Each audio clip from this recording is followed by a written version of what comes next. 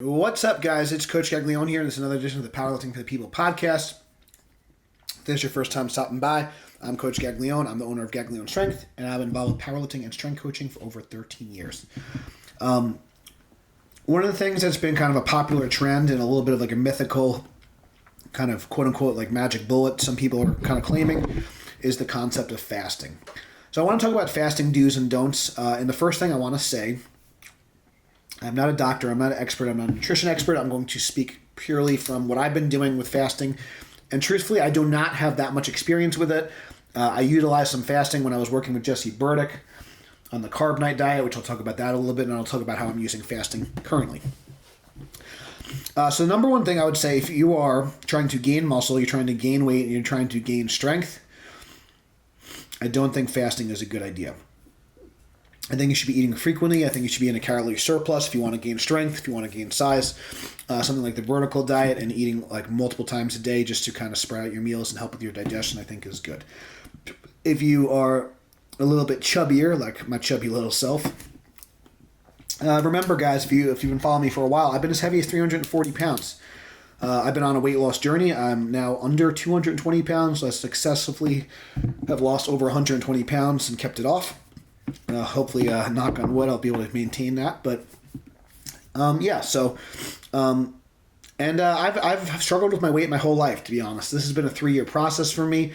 One of my goals right now is to make the 198 class and compete in that class, which happens to be the first class I competed in when I was a teenager back in 2006. Anyways. So fasting is kind of kind of an ace card that I've been waiting to play for a while. But in order for me to kind of lose after you lose 120 pounds, it's you gotta like kind of get a little creative, right? So I started listening to some people. I started listening to one of my buddies, Chris Bell, and some of the things that he was learning and he's doing, and some of the people he was learning from. So I figured I'd give it a try because my weight was kind of stuck around 230 for a while. And for me to get to like from 230 to sub 220, fasting was one of the strategies I implemented. So I want to talk about some different types of fasting. And if you want more information about this, I also you can check out the Snake Diet. Cole Robinson just realized it's not safe for work. He's going to kind of call you fat and all this stuff, but I think it is a good resource. And I did think he was a little crazy at first, but I think there's actually a lot of good information. And I do think his message is overall good. So if you want a little bit more information on fasting, I would check him out. I'm not saying I agree with 100% of everything he says, but it's a good resource nonetheless for fasting in general. I don't know if a lot of what he says is 100% scientifically proven or true, but anyways, I'm going to give you my anecdotal evidence. Again, I'm not a doctor. I'm not a nutritionist. This is just my experience with it, because I do think people are trying it, and I do think people are using it incorrectly, and I've had clients use it incorrectly and have some detrimental effects. So besides my shoulder being cranky, I feel like I've been able to maintain a lot of strength, even though I'm still losing a lot of weight and in a calorie deficit. In this particular training cycle, and again, this is equipped, but for what it's worth, I hit an 800-pound squat equipped. I hit a 605 deadlift equipped. While doing the fasting protocol, and that's the lightest I've done those lifts at. So I know those are not like amazing equipped lifting numbers, but I think it's pretty good for me. So considering my best deadlift was 700 at like 290-ish, and then my best squat was like 900 and like at 330-ish. For me to hit 800-pound squat at 216 and a 605 deadlift at 216, that's good. That's good for me. So. I know there's people that are better, but again, it's good for me. So I'm running my own race, staying in my lane. So anyways, types of fasting. Dry fast, which I don't really recommend for most people, but apparently I know Cole says this is one of the quicker ways to lose weight, but I think it's one of the more dangerous ways to lose weight as well. Dry fast is literally you have nothing to eat. You're not ingesting anything. So no food, no water. Obviously, you're not going to be able to do those as long. Those are going to be a lot harder. Actually, I should say a dry fast would be appropriate to help make weight for a contest, maybe for like 24 hours. But I'd say besides that, it's not something I have tried yet.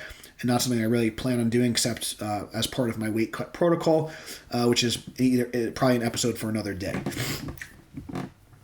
Water fast. This is what I've been doing. And I kind of cheat a little bit because I'll have some coffee. I'll also have some kratom, which that's a whole other thing. I don't know if I should have even said that, but maybe I'll have an episode on kratom at some point and my opinion on that, because that's kind of a taboo substance. But if you want more information on kratom, you can check out A Leaf of Faith and my buddy Chris Bell's documentary on Netflix.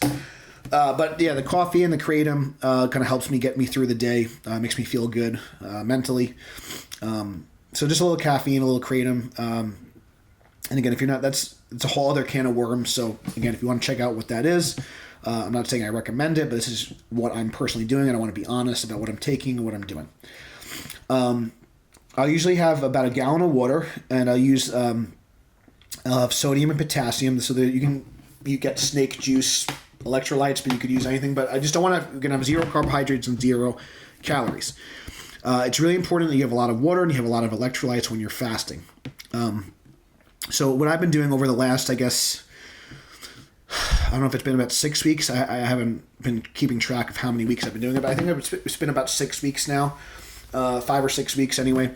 I've been doing like a fasting rotation, so I would do a 24-hour fast and a 27-hour fast and a 30-hour fast, and then kind of rotating through. Now I've been getting comfortable with doing 24 hours, so even though I was on my 24-hour cycle the last 2 weekends, I did at least 27 hours. I did 27 and then 27 and a half. There's no reason. I just want to kind of push myself a little bit more. So I'll usually cut off my food Friday somewhere between 10 a.m. And 12 p.m. So I'll have a lot of my I'll get up a little bit earlier. I'll eat a little bit earlier. I'll cut off my food a little bit earlier. So from Friday on, after my training session, I'll have my post-workout meal and finish my food.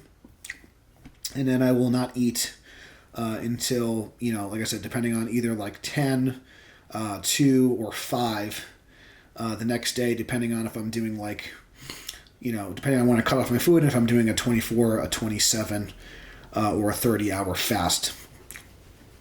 I don't really plan on doing much more than 30-hour fast because it's kind of just hard for me to get enough calories in. But usually, so there's a couple of reasons why am I doing it from Friday into Saturday. Saturday is my only day where I do quote unquote 0 resistance training. I might do some walking, I might do some light yoga, or I might just do nothing. So since I'm not doing any like high threshold activity, I'm not doing any powerlifting, I'm not doing any weight training or resistance training or bodybuilding or accessory work, that's when I choose to fast. I don't recommend fasting before you're trying to squat 800 pounds. I don't recommend fasting before doing a crazy bodybuilding session. I think it's important to be fed for those things. I think that's just my opinion. That's how it makes me feel good. Especially if you're doing any activities that really demand a lot of glycogen. If you're just going for a long walk, that's more of an aerobic activity. You don't really need a lot of glycogen for that, if any. And it's not really strenuous. You're not going to die if you're not fed for like a walk or something like that. Or like a light yoga session or something like that. So I'll just throughout that 24 hours to 30-hour period, I will have about a gallon of water. I'll have a decent amount of sodium, a decent amount of potassium. I might have a coffee, I might not. I might have some kratom, I might not, depending on how I feel, just to kind of help me get through the day.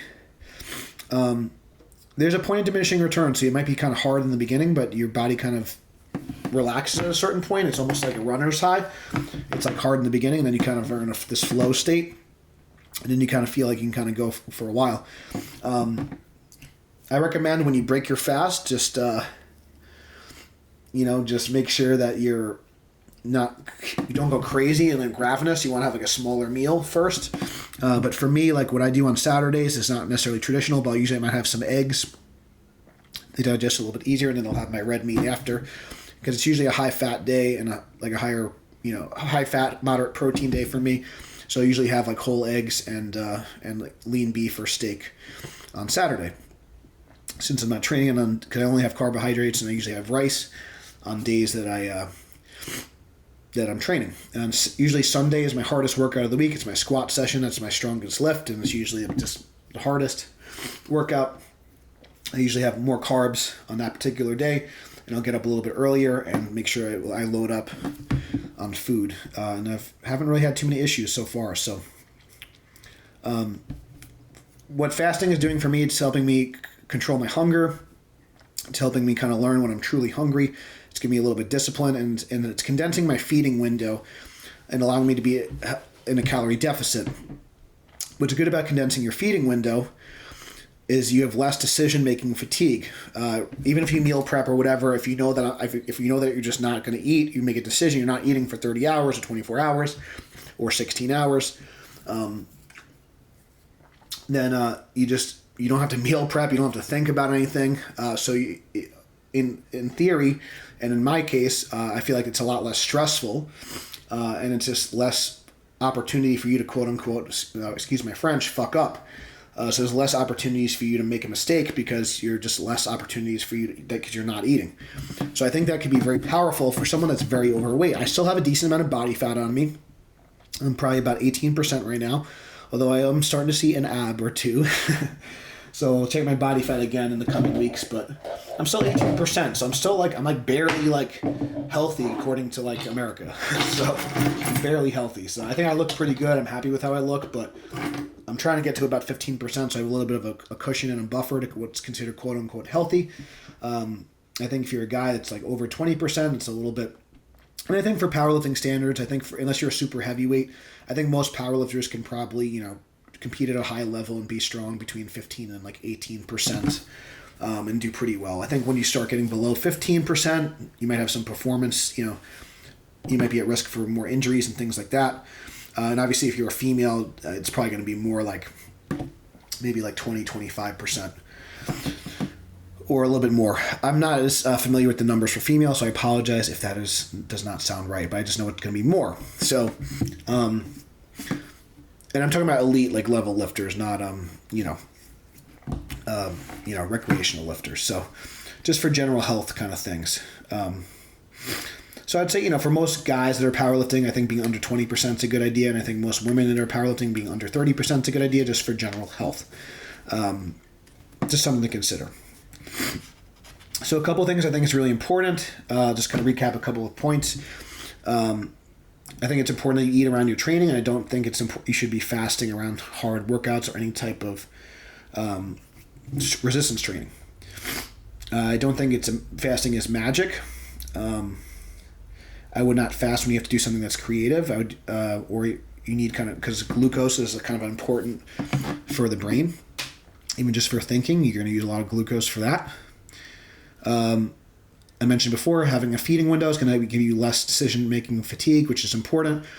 Even on typical days, I'll usually cut off my food around somewhere between 1 and 3, depending on the day, and I just won't eat the rest of the day. That's usually when I do most of my coaching. So coaching for me is not necessarily a creative task, so I don't really have to think that much for it. It's more autopilot, so I don't really need fuel for that. I just kind of cut off my food once I start coaching in the afternoon, and I just won't eat until next morning. So I just have a smaller feeding window even throughout the day. So I'm doing some quote unquote intermittent.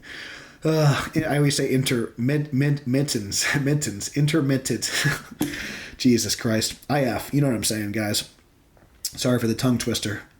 So I'll do some IF throughout the week, and I'll do one true. I don't think fasting is really anything less than 24 hours at this point. So if you're doing less than 24 hours, I'd say it's more IF. And if you're doing more than 24 hours, I'd say that's true fasting. And if you're doing true fasting, there's no meal prep, which is a nice benefit. It's going to help control your hunger cravings. It's going to kind of build some mental toughness and kind of show you if you're actually truly hungry. I think it's important practice if you're doing any type of weight cuts and you kind of realize that, you can go without food for a little bit. You're not going to die, and it's going to be okay. And for what it's worth, I do think that we're kind of designed to probably eat big meals and then not eat for a while. Obviously, I know we're not cavemen anymore, but it's just something to consider, and something, biologically how we're wired. We probably hunted. We probably killed a big buffalo or, a saber-toothed tiger or whatever. I don't even know if we were around then, but you get the idea. We killed some sort of big animal. We probably ate a lot of meat because we didn't want it to, go to waste. We probably ate a lot of meat. And we probably wouldn't have a lot of meat for a while. We might have a few berries, a few nuts here and there, maybe some leaves. We wouldn't eat for a while, and then we kill another animal, a couple of weeks later or something like that. So I think that's probably we're probably more wired to eat that way. I understand. But I will say, I think that if you want to get big and strong, probably upping your meal frequency. If you want to try to gain size, you want to do the opposite. I think you want to eat more frequently, and I think you want to have more carbohydrate, and I think you want to, maybe extend your feeding window a little bit, just to kind of help keep those calories in. So it just depends on what your goals are. It depends what works for your lifestyle. It's something that's helped me personally. I mentioned before also, this is what I'm currently doing now. What I did in the past, when I was on the carb night diet, I'd have a treat meal once a week with a lot of carbs, and I would fast until 5 o'clock on my treat meal, and that was kind of also a way of kind of controlling for calories a little bit, so that way I would have a smaller feeding window. So even with my treat meal, it would be a little harder to go overboard because I would start eating at 5 o'clock. So that's something to consider as well, as some different protocols for using fasting for weight loss and fat loss and things like that. I don't think fasting is great for performance athletes at this time. Maybe I'll experiment a little bit more and tell you. I'm doing this purely for weight loss reasons. I'm looking forward to not having to fast anymore. I want to kind of start to put a little size on after this meet, after I make the 198 class, depending on how I do. That'll kind of depend on what my goals are moving forward. But that's how I'm using fasting right now, so I hope that clears some things up. If you are trying to gain strength, I do not recommend long fasts around your workout time. If you're trying to lose weight, use it as a tool in the off season. I think after a contest, I think using some fasting can be a really good idea when you're not really worried about performance. So, I think that's it. Let me know what you guys think. If you guys want to hear more about my diet, more about my weight loss, more about nutrition. Again, I'm not a nutritionist, but I think I've lost 120 pounds or so, so I know a thing or two. And I've been a strength coach for over 13 years, so I know a few things. So if you're trying to lose like 10 pounds or so, I think I could help you. If you're trying to just get a little better shape, have a little better eating habits, let me know. If this podcast helped you, please give it a 5-star review. It helps other people find us. If you guys want to support the program, check out the links in the description. Thank you guys so much for listening. And until next time, stay strong, and we'll see you soon.